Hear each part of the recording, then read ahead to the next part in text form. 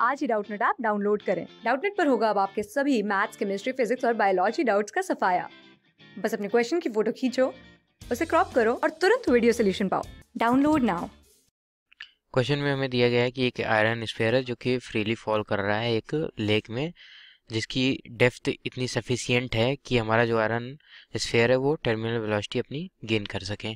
तो हमें बताना है कि कौन सा ग्राफ हमको बेस्ट रिप्रेजेंटेशन शो कर रहा है चेंज इन काइनेटिक एनर्जी का।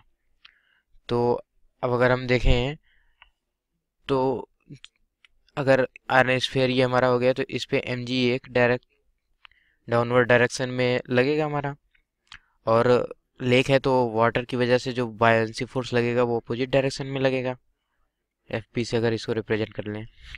और फ्रिक्शनल फोर्स लगेगा, यानी मतलब हमारा जो विस्कस फोर्स है वो भी लगेगा ये वाटर में हमारा।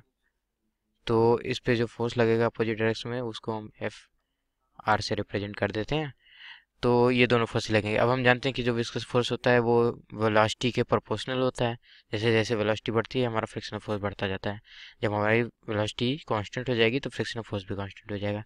तो अगर हम देखें तो एफ आर अगर हमारा हमारा प्रोपोर्शनल है वी के, तो ये जैसे जैसे नीचे जाएगा इसकी वेलोसिटी बढ़ेगी, क्योंकि अभी फिलहाल हमारा एम जी डोमिनेट करेगा, इसी वजह से ये डाउनवर्ड डायरेक्शन में जा रहा है। तो वेलोसिटी इसकी इंक्रीज करती जाएगी तो एफ आर इंक्रीज करता जाएगा। एक पॉइंट ऐसा आएगा जब एम जी हमारा इज इक्वल टू हो जाएगा F P plus F R के, तब हमारा जो वेलोसिटी होगा वो कांस्टेंट हो जाएगा, क्योंकि एक्सेलरेशन जीरो हो जाएगा।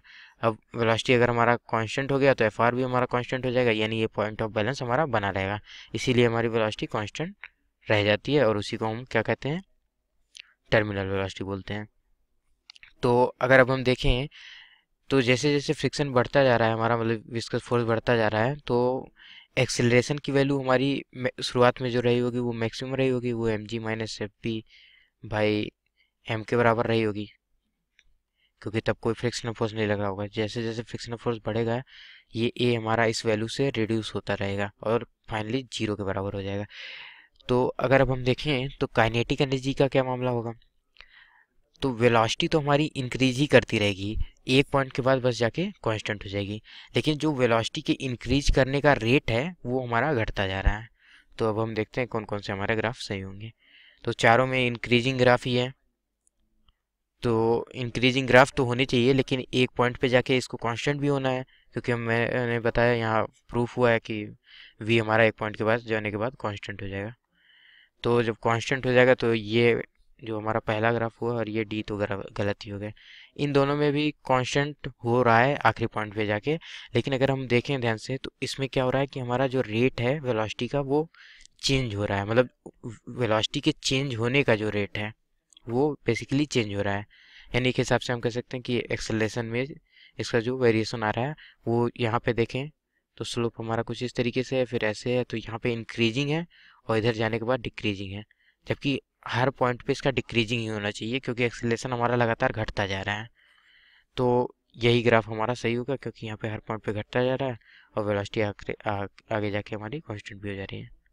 तो डी बी ऑप्शन हमारा करेक्ट हो जाएगा। Thank you. क्लास 6 से 12 से लेके नीट, IIT, JEE मेंस और एडवांस के लेवल तक 10 मिलियन से ज्यादा स्टूडेंट्स का भरोसा। आज ही डाउनलोड करें डाउटनेट ऐप या व्हाट्सएप कीजिए अपने डाउट्स 8400 400 400 पर।